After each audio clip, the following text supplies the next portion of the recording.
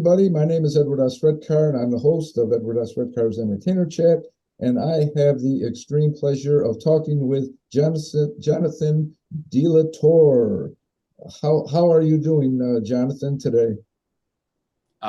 Really, really well. Thank you, Edward. It's good to see you. It's good to, hear about the film festival in Barcelona that I didn't get to visit this year, but I'm doing well. Thank you for asking. Good, Thank you. good. Now, before we go any further, am I pronouncing your last name right, De La Torre? De la Torre. So the EU it is uh it is pronounced, but Okay, De La you did Torre. it great. I De, loved it. okay, De La Torre. Yes. Okay, okay, okay. Yeah, you're it's like you're an actor, an outdoor enthusiast and lover, animal lover, and so much more that we'll get into all of that today in the time that we spend me and the audience spend with you today to learn everything, Jonathan. We're going to learn everything, Jonathan. I don't know about everything, but we'll try to touch on as much as we can with our time here. So.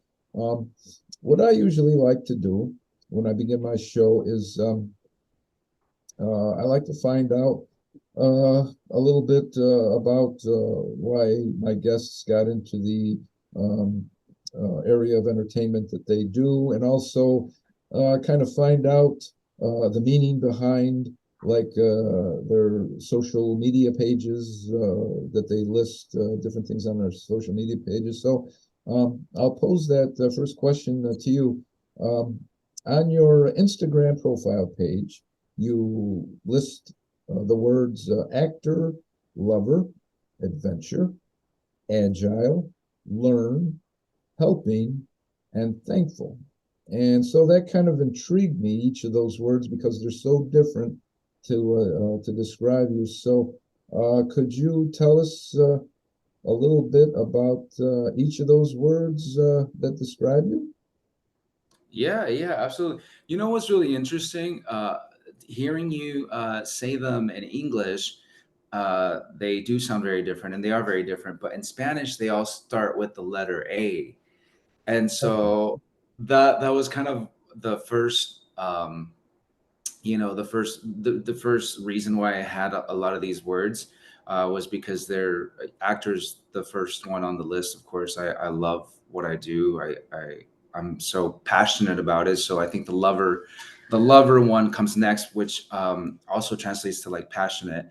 Okay. And I like to be passionate about everything that I do, and be present and enjoying it and loving it. So lover would be the next one, and then as they get listed, agile. I feel like as an actor, as a or in the entertainment industry, what we do, TV host, talk host, show host, it's like this agility of like being able to kind of go with the flow in a way. So I really can relate to that in my professional life and in my personal life. And then adventurous, I always love a good adventure. I'm always up for a good adventure. It could be at the grocery store and you have an adventure, so it's like it's always there. And then learning is something that I'm very passionate about. I love learning new things, and when you learn, you also kind of teach, and it might not be like in a preachy way, but just as an example, people see you and they see the possibilities or something that they can also attain. I know that's how I feel with some of the people that I admire. And then thankful, I try to be as grateful as I can every day, every day. Hmm. And you were mentioning that in Spanish, each of those words starts with the same letter, you were saying? Yeah. Hey, yeah. Okay, so could you go through those words and tell us what the Spanish version counterpart of the English word is? Sure. I'm gonna have to I pull don't them want up to so I put you on the spot.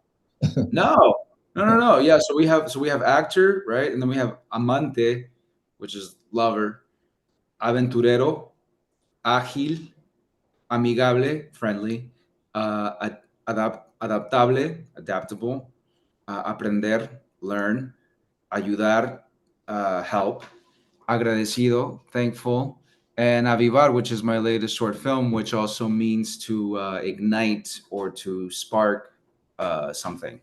Okay.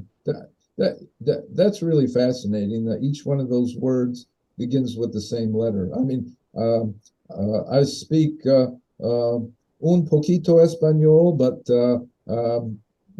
my Spanish right now is limited to like hola, buenas noches, un poquito español. So I picked up a few more words when I was in Barcelona. Yeah, but all those other words that describe you, I didn't realize that they began with the same letter, and I mean, that's really interesting. I mean, in English, they're totally different words, but it's nice that they all begin with the same letter. So there's sort of like a flow to it, isn't there? Like from one word to the other. Yeah, it's like a system to the chaos. Right. It's let's see, what did they say? Controlled chaos. Would that be safe to say something like that? I like that. That's exactly Just like this show, it's controlled chaos. It's controlled. No, there could be chaos going all around here, but it's controlled. It's controlled chaos. Zen. Something like that. So we try to keep it, kind of zen around here. So make you guys feel comfortable in the guest seat. So we try to do that. So thanks, Edward. yeah, yeah. So like I says, anytime if you got something to wet your whistle, join me or, whatever you have there, just When you did that Zen thing, it reminded me of what I have right next to me, which is I have a little chime actually. It's like, cool. I was going to ask you to ring that. Okay, could you do it again? do it again. Yeah, do it again. I feel calm already. So so Right, it's nice. what exactly do you call that? Just a Uh, chime? it- Or- yeah, I think it's just a chime, a Woodstock chime is what Okay, it is. Yeah, okay, that's so cool. That's so cool. Yeah, that's it's like magic now because I it's the did people. not, I did not know that you were going to have your chime on the show, but anytime a guest comes on with anything new, totally off the cuff, ad lib, I love it. I love it. I don't know, it just makes the show more interesting. Just makes the show more interesting. So now that we got into all those words that describe you and we're a little bit more familiar of like who you are and what you're about, um, I always ask this question of each one of my guests, whether they're actor, singer, dancer, writer, director, producer, whatever. And I'll ask you since you're primarily in the acting that I've seen on all your social media posts. How did you first become interested in acting? Whoa. Well, I think it was since I was very young, it was like intriguing to see, I remember being 5 years old and just being very intrigued by the animation on the screen, the little people in there. And then a lot of, I remember thinking that it was like, like little people in there. So I think that was the first, Were the actually first little people that fit in the TV screen? TV screen. Wow. Yeah. I That remember like that Billy, that huh? that's good imagination. So you were destined to become a great actor. If you had that instilled in you at that young age, sky's the limit for you. Sky's the limit for Thanks, Edward. Here's you. hoping. We love it. I love it. It's like imagination. Right? One we have so much fun when we're acting. And then I think it was when I saw Titanic. I was probably about 12, and again, it was like the movie magic, right? Like how just thinking of these actors being in those situations where obviously now at this age I know that it's all make believe and it's all not real, and it's just like I was like I want to do that. Right. um Right. yeah, but it took me a while to actually get to a place where I was studying and like doing it professionally. Okay. Okay. So, uh, you were always like comfortable in performing and being in front of people then? Yeah, that I have been. Yeah, I mean, I Okay. was in the drama, club and grade Okay. school. school play. I was going to ask you that. So yeah, you answered my question for me. That like drama club in school and like musicals and drama, things of that sort. Yeah, we did. I think the only real musical that I did was Sweet Charity. I don't know if you're familiar with that one. Yeah. Yeah. Uh, Oh, okay. Okay. that was the only real musical that I did. But yeah, I was in school plays, and then I was in the dance in the dance team as well. Oh, So okay. Okay. that kind of took the front seat for a while. When I graduated high school, I was in a Arizona company as a dancer. So it Oh, was like a lot really? of Okay. and Latin infused dancing. Okay, okay. So, like, besides your theater experience, like in school, high school, were you involved like in plays, say like in the early grades before high school, like in the elementary grades, or did it start in high school? I think grade school, maybe I want to say like fifth and sixth grade, like sixth grade. So that's definitely elementary. Is when I started doing school plays. Yeah, Okay, yeah. okay. And like uh I assume that after your schooling, your high school, did you get involved in any local community theater, volunteer theater? Because I know that's how I started, like local volunteer community theater. So did you get involved in anything like that after high school or even during high school? Right. No, I did. I have a question for you though. Was that in New York that you, or was it? Oh yes, Yeah. oh yeah, yeah. In fact, I lived in upstate central New York between excuse me, between Albany and Syracuse. And many years ago, there was this local community volunteer theater, and the director of that actually came from New York City. So he came up here and he started that group, and that was my first introduction to it. My first role was like Dr. Anagnos and the story of Helen Keller. Oh That yeah. was my first community role, and it was like entirely like in a black box theater in and around. And I'd never been exposed to theater before, but except for like stage plays in like grade school, it was always up on the stage looking out to you like that. But this was in the round black box theater in the round stage in the middle there, and yeah, he came from New York. We put on the story of Helen Keller. We also put on the musical Annie, and his sister was a professional actress from New York, so she came up there and played the keeper of the orphanage that Annie and all the rest of the little girls. So she came up from New York, very good actress. So and also like on weekends, besides performing like during the week, he also had like improv workshops, and I found that absolutely valuable.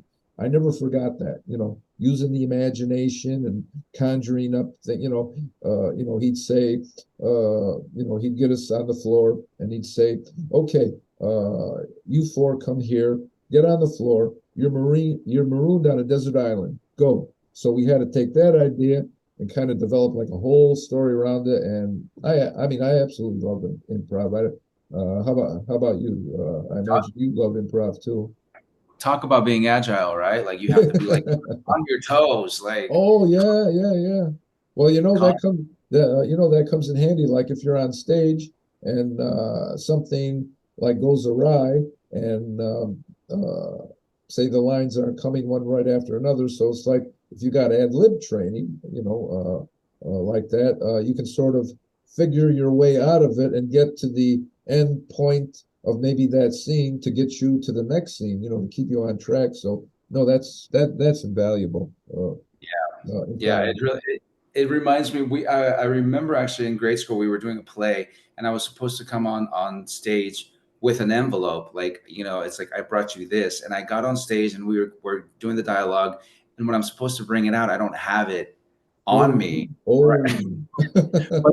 But we were in a park, like this the the set was like a park, you know, the so there Okay. was this trash bin that they had there with like paper sticking out, you know, to Okay. resemble a trash can. And I remember like ripping it out and I'm like, you know, I brought you this. And it's like you're in grade school, right? But Right. like of course, you know, the teacher, I can see the teacher, you know, just like grabbing her head, you know, kind of like doing this thing, What you am I know, going and to do with these kids, right? What am I going to do? I thought I taught them well, right? exactly, yeah. And that was the first lesson because you know even though it was funny and you know it brought good humor to the audience and whatnot, she's like that's kind of also you have to be on your toes, you know, you have to think Yes. I could be like let me be right back or something, you know, it was like a quick little thing. But Yeah. I Yeah. didn't do a lot of volunteering to be honest with you, and after high school I really haven't done much theater. I did one play here in LA, and I have been asked, which I'm great. We'll see. You know, it was I'm supposed to be doing something for the holidays, but Okay. with Teatro Frida Kahlo, which is here in Los Angeles. But I mean, I would love to. You know, it's a whole nother beast. I think it's a little bit of you know, it's just another you know element that I haven't really tapped into. So we'll Yeah. see you know, how that goes Yeah. when it comes along. Well, yeah, I mean, like either theater or film. I mean, it's just like they say, another tool in your toolbox that you have access to that you can use and pull out whenever whenever the need arises to kind of help you out of those precarious situations. So at the time when you're a kid, I mean, I can very much empathize with you there. That it's like absolute terror because I know one time it happened to me when I was on stage. Someone was supposed to say something back to me. They said the right line, but it was like 3 pages ahead in the script. So it's like, we're kids. We're all standing there, not very much experience on stage. And it's like, oh, what are we going to do now? And this and that. So I don't know. It was so long ago, but somehow we figured it out where we introduced something, ad lib into the story that kind of got us back on the track and we got into it. But I mean, ad lib is fun. I mean, I guess you have to treat it as fun just as much as knowing your lines, right? Yeah, yeah, I agree Yeah, 100%. And agile, right? Be on your toes. So it's like, yeah. how do we get back on track Oh yeah, to where we need yeah, the yeah, story to? yeah, So yeah. that must have been fun to witness, though. You getting a line that's 3 pages. And it's like I had the script in my head, so it's like, you know, when you read a script over and over again, you can almost see the pages and the page numbers. I mean, it's that familiar to you. So it's like we're all standing there and it's like my brain is going, okay, page 8, page 9, page 10. Okay, how do we get out of the situation? This and that. But yeah, yeah, and then afterwards, uh, I guess that was my really first introduction to like improv on stage, where I had to actually use the tools that I learned in that improv workshop. So I said, "Oh my God, thank God, Dr. Ralph taught us that on the Saturday mornings." Geez, I don't know what I would have done without him, but yeah. And you can't say cut. You know what I mean? Like there's no Oh cutting. And no, that's the other yeah. aspect of it. That's like Yeah, yeah. yeah. I was just going to mention that it's like you start scene one, act one, and you've got to go through for if it's a 4 act play, how many ever scenes are in the play. You've got to go one after another. Even if you skip something, you got to know enough to know what's coming ahead so that you make some sort of smooth flow. And like they always said, I've always heard, if you make a mistake on stage and you don't treat it like a mistake, the audience is going to know. They don't know the play. You know the Right. play. So if you smooth it over and pretend like everything's okay, they're not going to know. You know, they're going to say, "Oh, bravo, bravo! Good play. We didn't know that you skipped 10 pages, but we like to play anyway," or or something like that. So, but yeah, getting back to that, like comparing like stage and film, like you said, they're like totally two different animals. Like you said, on stage, you can't yell cut, and I don't know about how you feel about film. It's like film, you sort of have to use like more concentration because if they want to film the scenes out of order, you have to know you where you are in the story, right? Right. Yeah, that and also like your energy level definitely has to be, at 100 all the time, and not necessarily like, projecting or something. It's just like your instrument, because they do one scene so many times. You got your wide shot, you got your close up, you got your mid, Right. you got your Right. coverage, and all the different things. And I, for one, try to make sure that I give my fellow actors the same every take, or something, give them something all the time. Even if we're doing their coverage, I am alive, and I try to be alive and present for them. And I think that's, for me, that's a good scene partner, and Right. so Oh yeah. Oh you yeah. definitely have to be on at all times when Yes. when you're Yeah. when you're doing a film, or Yeah. uh, any. Not only that, but like if there happens to be some props around, like a cup or a cell phone or something, and if you like you were mentioning, you if you have to shoot a scene, you have to have another take. It's like you have to be cognizant that each piece of the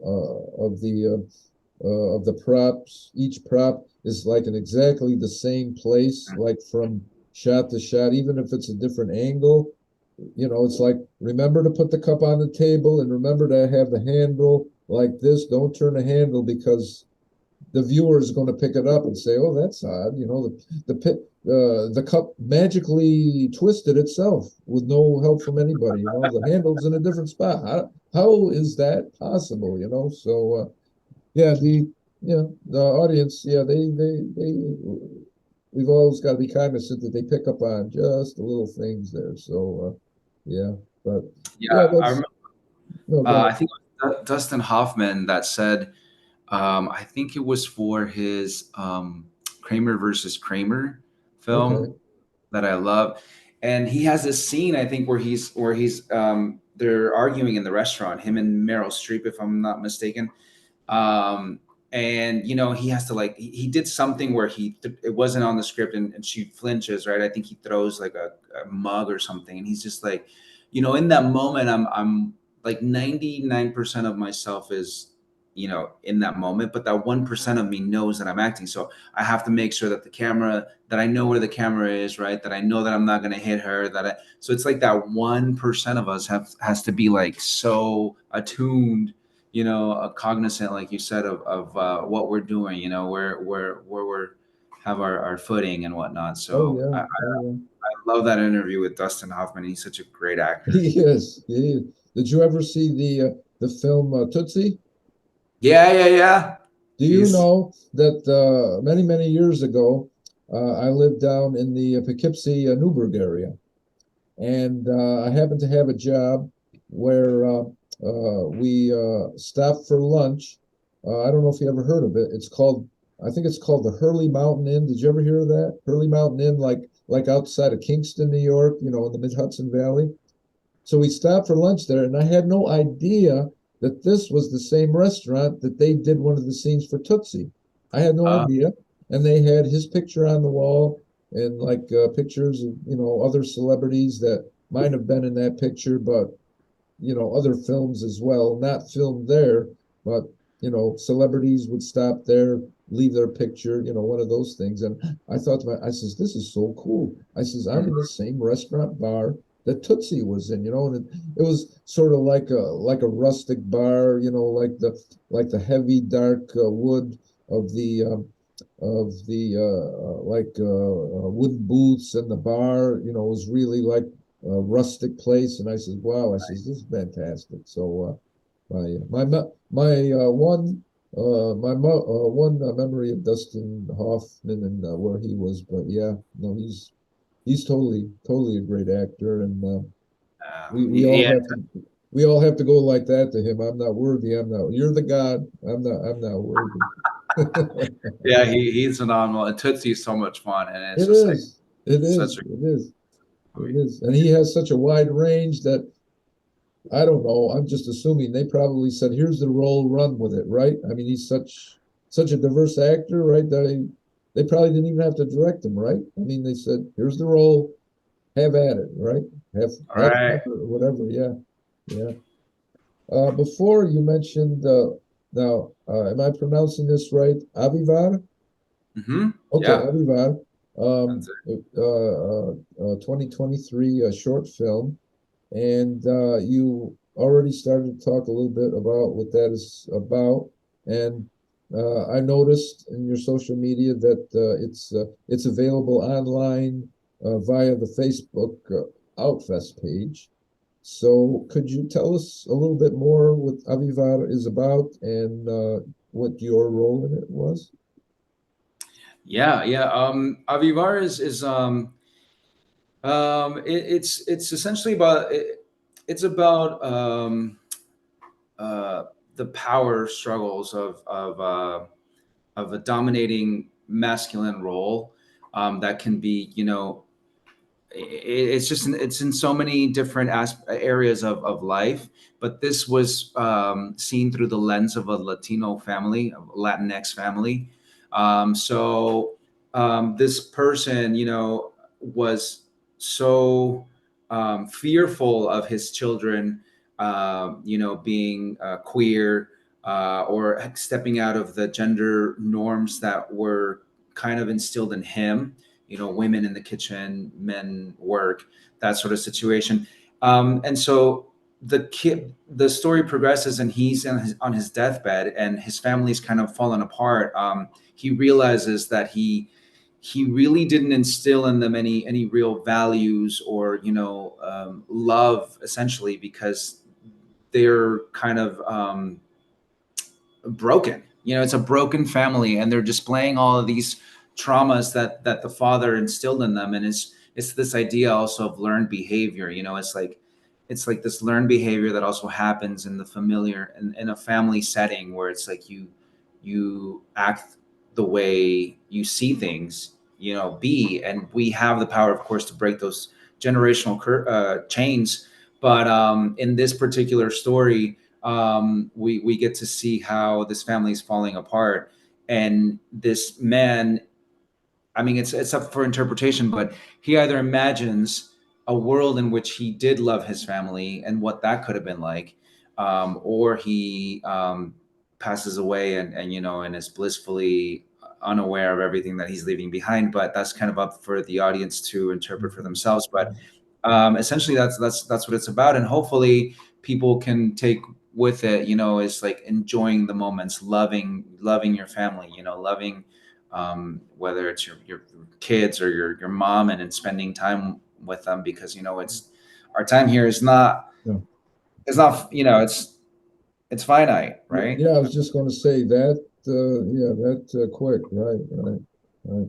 You know, it's interesting that you mentioned that because a few years ago, a few cousins of mine moved here back to Central New York from they lived in the Boston, Massachusetts area. So they came back here to retire. They sold the house out there, bought a new house here, and so unfortunately, in the meantime, her husband got ill.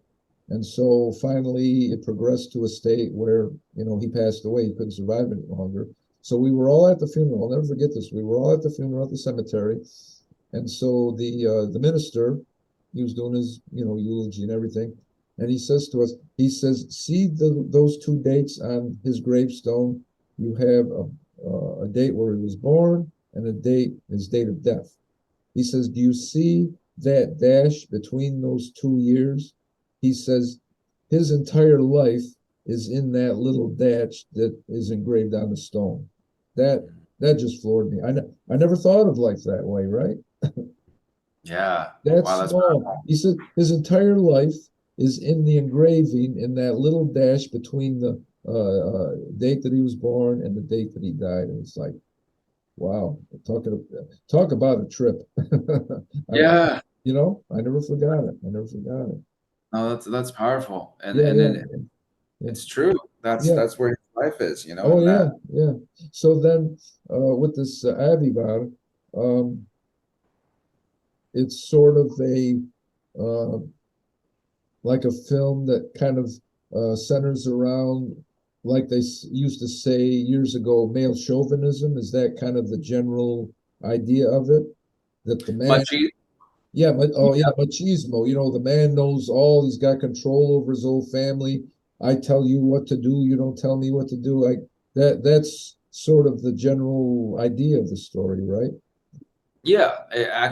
absolutely. You hit the nail on the head. That's exactly what it's about, and also showing that it doesn't make you any less of a man to be No, vulnerable or to be loving no, and no, kind. not at all. Not at all. It, And yeah. In fact, I think it takes more strength to be compassionate, right? It takes more strength because you're not holding back. You're not afraid to like expose your emotions and um, not having to always like put up this stoic wall and machismo and it'll be all right. Shake it off, right? I mean, that's not men that's don't cry. right, right, right. I was just crying the other night. I'd never seen Ugly Betty, and somebody suggested I watch it because they have this Latino family, Latinx family, and they did it so gracefully. It's like so beautifully intertwined, and the story. I'm like, sure, I'll check it out. I've never been like interested in it, and it really pulled me in. And I binged watched it over like a few weeks, and Okay, when I came the conclusion, I was like, balling. I was like, it's such a well done right, uh, right, show. They did right, a good right, job. But right. yeah, and yeah. So like you said, it's very it takes someone to be very brave, right? You have to be very brave to Oh show yeah, yourself that way oh yeah, and to be yeah, yeah. It vulnerable. takes more. It takes more. I think that it takes more strength to like show your vulnerability and be comfortable with it. I mean, that's like truly what it means to be vulnerable and comfortable with it at the same time. So, but yeah, I'm glad things and attitudes are changing towards that end. So I think people will. You'd be surprised. When we got done with the film, I was like, I'm wondering if it's a little. I don't want to say dated, but like I'm like I wonder if this story is kind of like man, like it's old news. But the more I see, even in my own family, my family is in Arizona, and it's like I'm Mexican, right? So it's like Okay, okay, back a few months ago, and there was these little nuances that I saw that I'm like, no, it's actually still in the culture. It's still in the culture, and it's relevant even for Italians. Italians sometimes can be that way. Like I remember having some friends that like the parental figure is like yeah, very yeah, yeah, yeah. Well, stoic. yeah. You have to be strong. Well, like they say, you're preaching to the choir because I'm half Italian on my mother's side, so I'm totally familiar with that, with the old time uncles and the father and all that. And yeah, it was like totally prevalent back then, and gathering for big family holidays at Christmas and Easter, and everybody would come out of the woodwork, and machismo, machismo, and this and that, the Italian way, or like you say, the Mexican way. So. Yeah, no, I'm totally with you on that one. So I was brought up in that environment. So I might not look like an Italian, but one or the other side of me is Italian inside, not on the outside, but on the inside. I still can say, hey, paisan, like, you can rattle off food like biscotti, mozzarella, well, I digress. I could go on and on forever, but you don't want to know all the foods that I know. So I'll stop it right here. Yeah, So I haven't had any food, so you're gonna make me hungry. So maybe well, that'll be another. yeah, we're on Zoom here, so if we were face to face, I could maybe give you, like a candy bar or a cracker around here somewhere. But since we got this glass in between, uh, uh, maybe the next time when we're in person or something, uh, do like an on the fly impromptu interview at some film festival. So Over food. Yeah, over food. That'd be over great. You over a know? restaurant. Let's pick an Italian Mexican restaurant. How about that? I'm sure there's got to be one around. Well, I know there's some here in New York, and I know that there's some out there where you are, California, Arizona, and all that stuff. So, yeah, we'll have to make it a point to have an on-the-fly impromptu entertainer chat at a restaurant of our choice, or maybe two entertainer chat, one at a Mexican restaurant, one at an Italian restaurant, so we can we can kind of stretch it out and take this as far as we can, you know. So There we go. I'm yeah, in. Let's do it. take the take the ball and run with it, like they say. So another film that I noticed that you post about, it's another short film that was filmed in Boston, Massachusetts. It's called Mix Out, and that is available. I seen you post about that. It's available on YouTube, and you're cast in the role of an immigration officer, Miguel Rodriguez. So, could you go into a little bit more detail about why the subject matter of this film was so emotional for you? Because I remember you mentioning that it was emotional, during your life. So, tell us a little bit more about that. Yeah. Well, I was born in Mexico City. I'm actually an immigrant myself. I got my residency when I was like 19, and I didn't become a citizen, I think, until 2020, just because I was procrastinating, and I shouldn't have, but I did. A lot of my family members are immigrants, so I grew up like being so close to the Sonoran Desert. Growing up in Arizona, being so close to the border, just hearing a lot of stories of like people crossing, people passing away, and there's also like this, like, I don't want to say hatred, but I guess a little bit of like hatred towards immigration officers or like ICE agents, and it's like tackling this role. It was like I was being put on on the flip side of the coin, which is why another reason why I love acting, right? You put yourself in these, yeah, like these, you're a whole nother person, right? Yeah, I mean, yeah, I'm not an yeah, ICE agent. So yeah, yeah, seeing it from his perspective, and then he has a little bit of a character arc, even though it's a short film. It's like so well done. I'm really hoping that they can turn that into a series, because it's something that I have never seen before. I've never seen an immigration story tackled from the perspective of the ICE agents. yeah, I haven't yeah, personally, but there might be something out there. And so he has this little bit of a character arc because he's doing his job, but then he's more and yeah, more, taking out people that are essentially his people, yeah, yeah, Latinx people, yeah, Salvadorians yeah. and Mexicans, and then the main story of it is Irish. It's an Irish story, and my partner, ICE agent, his descendants are Irish. He's Irish, and he's doing the same thing, with his friends and family. So it's a very interesting story. It's a very powerful story. We had a blast shooting it, obviously in Boston. Being on location is always, it does something different to you, Right, right? It yeah, yeah, really changes, and it's very easy for you to just get into the role. yeah. And then when it was done and I got to see it with, like, some family members, it was very emotional because, again, we grew up, hearing about these deportations and whatnot, and dealing with it firsthand. Edward, can you hear that, by the way? Can You know, I hear something in the background. It's like really faint. Is it like a bell or something? I don't think it's a bug. I think it's like a vacuum Oh, is it cleaner or a something. vacuum? Well, Stop. yeah, That on the entertainer chat, we're totally impromptu and we go with whatever goes on. People have come on my show. I've been interviewing them. They've disappeared off the screen and they've come back on the screen with their dog. And I had absolutely no idea that they were going to do that. So if you got a vacuum cleaner going on in the background, that's no problem. So We'll just talk louder than the vacuum cleaner, okay? Well, I was gonna, well, because the window's open. I think it's actually my neighbors, and I was gonna close the Oh, window. okay. Well, tell them to stop. You're on entertainer chat. Tell them to stop. Right? How rude! Come on, now. We're How trying to.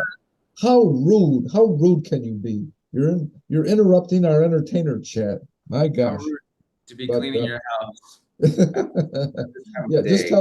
just tell them that they're interfering and they're in your house. You're not in their house. They're interfering with your house and my house too. So but no, I can't hear many more. So our mental vibes must have kind of made their way to their brains or something, and they probably figure, well, gee, somebody in the spirit world is telling me to stop vacuuming for a while. I don't know why, Oh, but I stopped. oh. You too. I'll stop for a half an hour, or whatever. But yeah, but yeah, you mentioned about the movie that those ICE officers. Well, like you mentioned, that they're just doing their job, so they probably have to, portray, like put up this like unfeeling front, even though they might be feeling for the person or sympathetic to the person that they're dealing with. They can't let that interfere with their job, right? They have to maintain like professionalism. Yeah, absolutely. Yeah. There's just so many layers that he has a family, right? He has his he has to provide for them as well. He has to do his job. And it's just like it's like um I try to also make him as human as possible, meaning like, even though he was doing his job, it wasn't like an arrogant or power trip or anything like that for him. It's like so Mhm. yeah, and then the director that we had was just he's great. He's phenomenal. So like every you bring something right with you, and then the director kind of like gently guides you somewhere else. And I was very happy with the film. All my scene acting partner, who also the lead actor, who's also the writer. He's brilliant. He's just like so phenomenal. There was a couple of moments there where he would go off the page and say some random things that really just like brought me to that moment. So everybody that worked on that project was really talented. Right, right.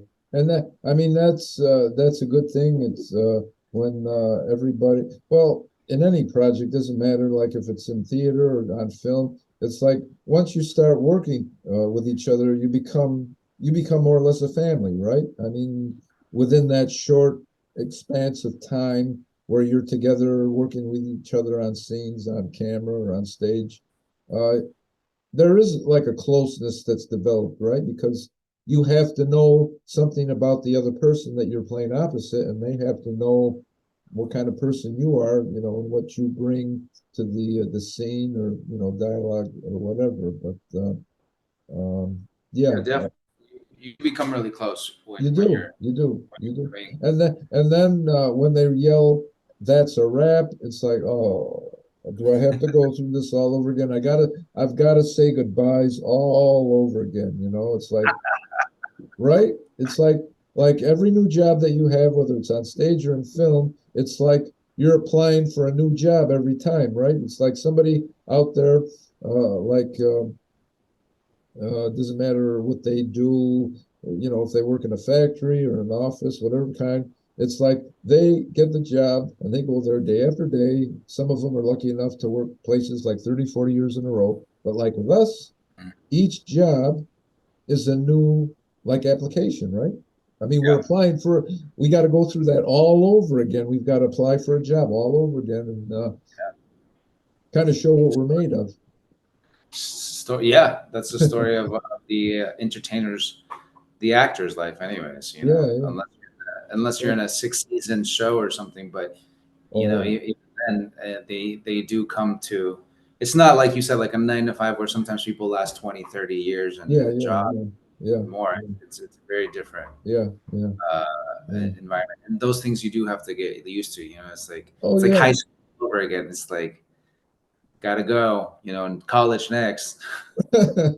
Right, right. Grade school, high school, college, or high school vocational school. It's like one after another. But when you get into the acting world, it's like, okay, where's my next gig coming from? Is it going to be a voiceover? Is it going to be up on stage? Is it going to be on film? And yeah, it's like you just got to roll with the punches. And I guess that's why we got into what we do, right? Because we love it and enjoy it, right?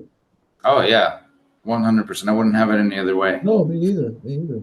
Because I once heard that somebody say that if it's not fun for you anymore, you don't have any business in being in the business. If it's not fun, because that's why we first got into what we do, because we had fun, on stage in school plays, or like play acting with our friends when we were small, and I guess we always have to keep that in the back of our mind like that. So Uh, I keep like that. yeah, keep things fresh. And I once heard a phrase someone repeated from Tom Hanks, and he was also talking about auditions. And I guess he really doesn't let like auditions get to him.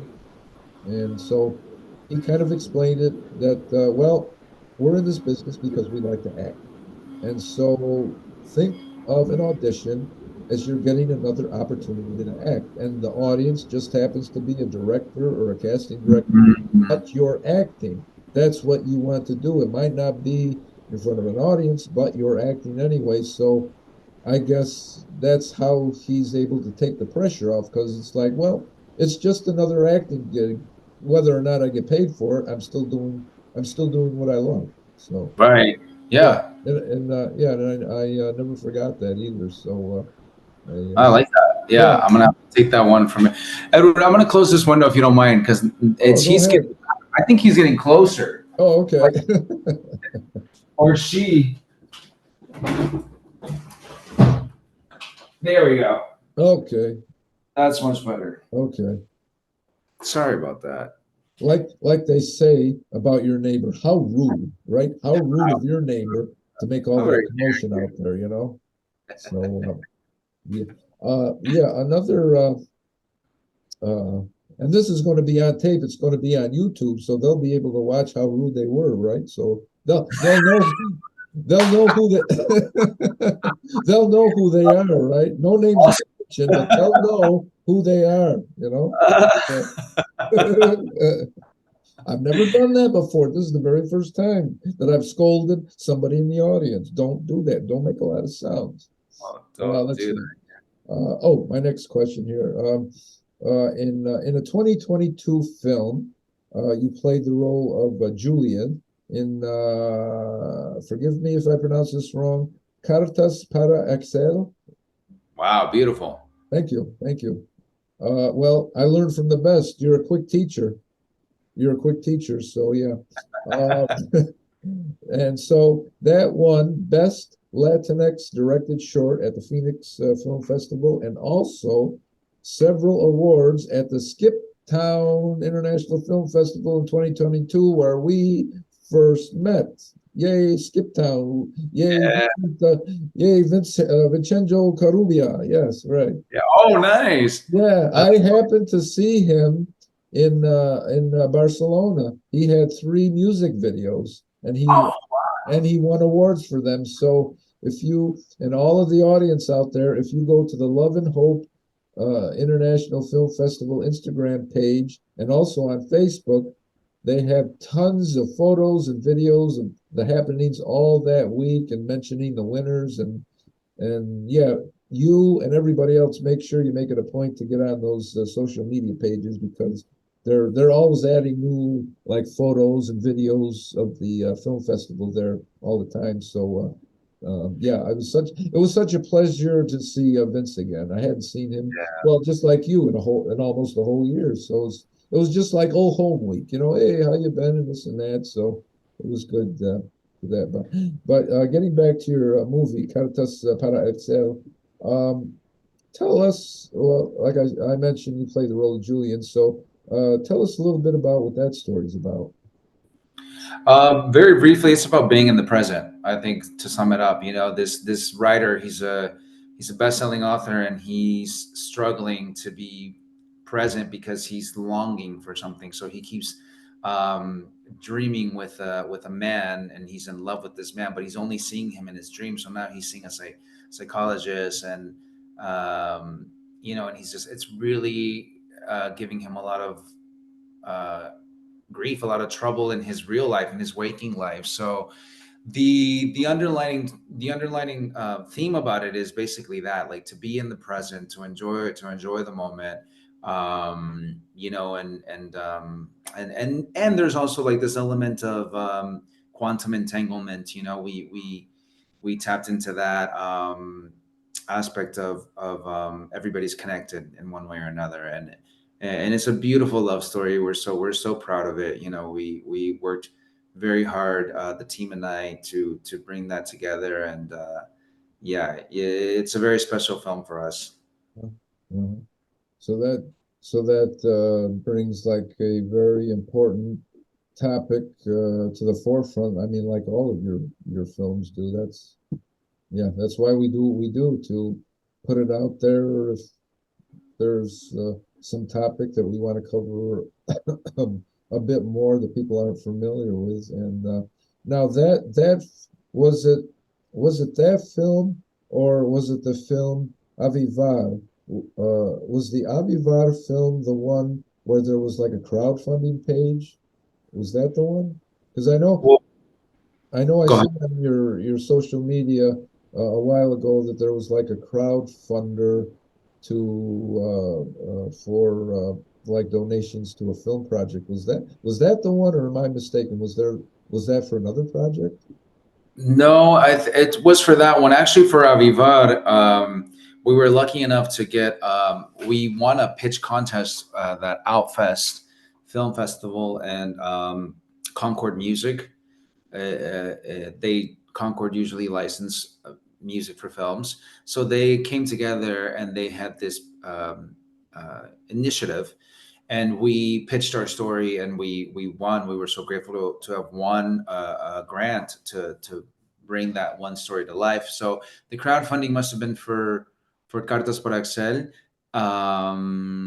Yeah, I'm pretty sure that's the one. Okay, That's the one. And I yeah. mean that one, we Cartas por Excel.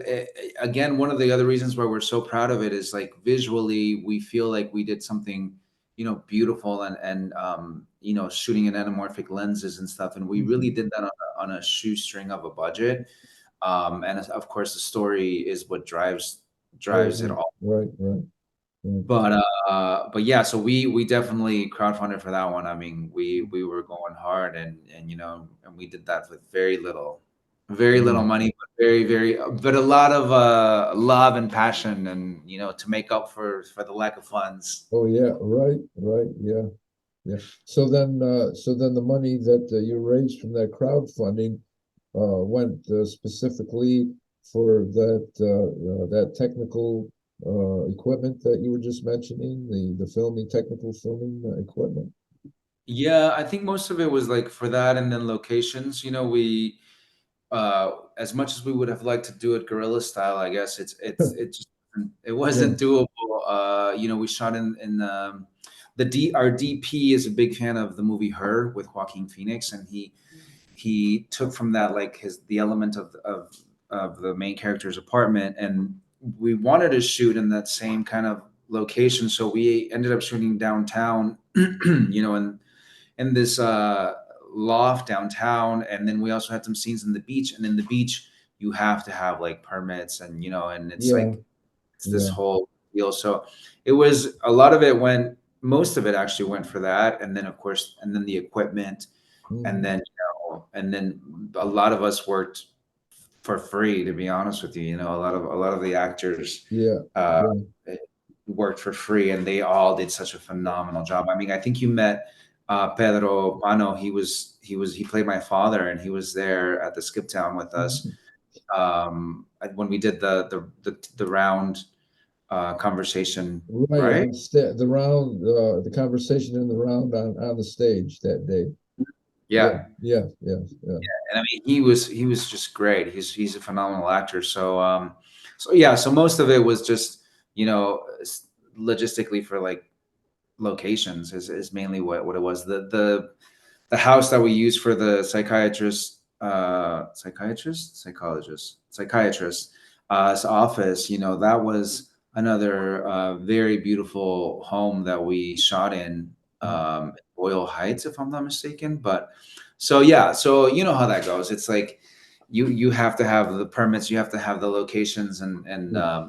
luckily the DP had a lot of the equipment himself, so it was just like rentals Okay. of other Okay. things that we needed to Yeah. use. Well, that helped out a lot. I mean, if you already had a portion of the equipment already, I mean, that's puts you well on your way so that you don't have to like crowd fund for that much if you already have that equipment at your disposal already. So yeah, that makes things probably a little bit more streamlined Oh if you have yeah, yeah if you have that at your disposal. Yeah, yeah. yeah, 100%.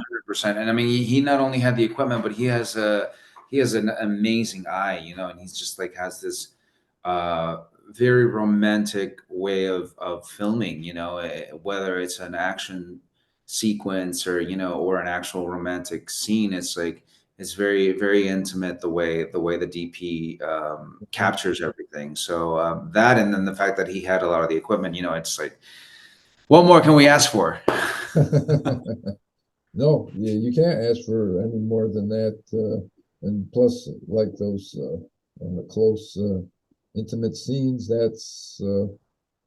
well, that's what draws the audience into it and makes them get on the edge of their seats to be more interested in it, to see that like all the actors are really involved in their roles and in the story. So yeah, that makes for a much better story there. Yeah, yeah.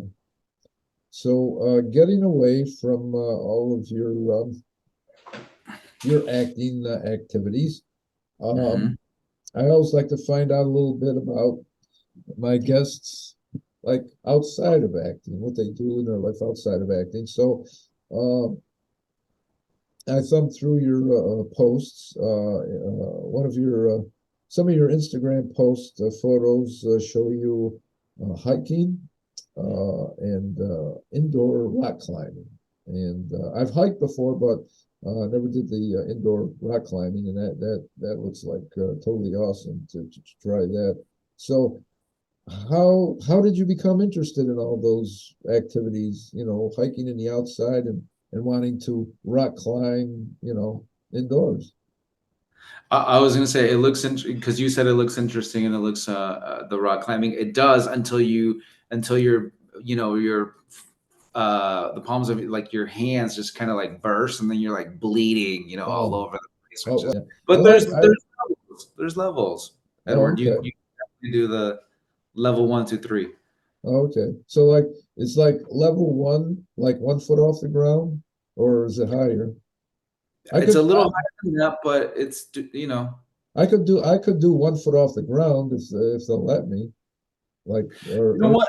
They actually, depending on where you go, they actually have like harnesses that they can that you can oh, hop, okay. and that way you feel really secure, you know, Okay. and confident, and knowing that you know even if it's 1 foot, you got to do the other one, but you Oh, okay. the Okay. harness will catch you. Okay. Be Well, fine. yeah. Well, if I wore a harness, that would be totally doable. Then you know, if one of my feet slipped, I just hang there, you know, and it's like, bring me down. Let me try it again. Let me try it again. Or bring me up 2 feet next time. I'm feeling daring. Bring me up 2 feet next time. There you go. But yeah, no Yeah. hiking. I used to do like a lot of hiking. Have you, like in New York State, have you ever hiked in the Adirondack Mountain Park in the New York State? It's Not like in New York. 6 million, like 6 million square miles of wilderness. They got hiking trails all over the highest peak is like Mount Marcy. It's like I think it's like 4,620 something feet. That's like the highest peak, and Algonquin. That's another Wright's Peak there. That's another one. But yeah, I did a lot of hiking, like up in the Adirondacks, also like down in the Catskills. So yeah, I enjoy hiking. You know, like out in the woods or like on trails that are adjacent to like a river or a canal. So yeah, I it's I don't know. I like the fresh air and I don't know. I like to exercise outside better than I do inside. You know, whether or not you go to like a gym. So do you say prep yourself like in the gym before you go hiking, or do you just decide to go hiking and that's it?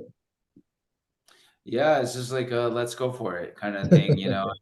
Yeah, but it's really nice. You know, I love the outdoors. I love the sun, the beach, you Yeah, know. yeah. Oh, the beach. Oh, yeah, yeah. Yeah, Every time I'm out your way there in California, I cannot resist going to the beach, whether it's like Santa Monica or like Malibu Beach or Venice Beach. Oh, yeah, I can't get enough of it. And I can't wait, you know, until I come back the next time to go out to the beach and smell like that fresh salty air. And there's just like a different vibe, right?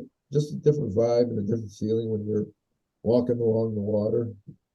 Oh yeah, definitely. Yeah, It's very healing, and it also, for me personally, makes me feel really connected to the entire world. I was just having a conversation with someone a few days ago about that. It's like, thinking that this ocean, right, is just like connected to the other side of the world. It's like it makes me feel so connected to everything. So, right, but right. yeah, I mean, hiking, I love being in the outdoors. I've been to Alaska a few times now, a couple times now, Oh, cool. and I love going out there, like even like glacier hunting, just like you can get a guide, but like it's always fun to just like go on an adventure. Oh, yeah. And No. it also helps, I think, I did a film, we were about 5 weeks out in Tucson, Arizona, which is just about to be done. We're going to be screening November in Phoenix and then in Tucson. And we were out in the desert for, the first half was 3 weeks, and then the second one was another 2 weeks. So it was like a total of 5 weeks out there. Oh, wow. And it's like being already, aware and attuned of these hiking, um, uh, geographical areas that I go to. When I'm filming, it makes me feel more comfortable and confident in what I'm doing, and it's like I don't have to worry so much of like, not being aware of my surroundings, and then I can just focus more on the actual acting aspect of it. So I think Right. it informs me as well. As a human, I want to be, as alive as I can, to hopefully then be able to convey that in any of the characters that embody that in any of the characters that I take on. Right, right. Yeah, yeah, it always helps to be not only to be more familiar with the actors that you're acting opposite, but like you say, to like the environment so that you get the total experience and you're used to and comfortable with the environment and the actors and yeah, yeah, it makes you more relaxed on set and sort of makes it feel more homey, right? That it's Hmm. like a second home for, well, temporary second home while you're doing while you're doing the film For the time being. for the time being, right? But Yeah. before the next gig comes along, then we'll feel at home in another part of the Bring them country. on. Bring them Yeah, on. yeah, yeah. I also noticed in an April Instagram post that you're pictured with two feline friends, and you look like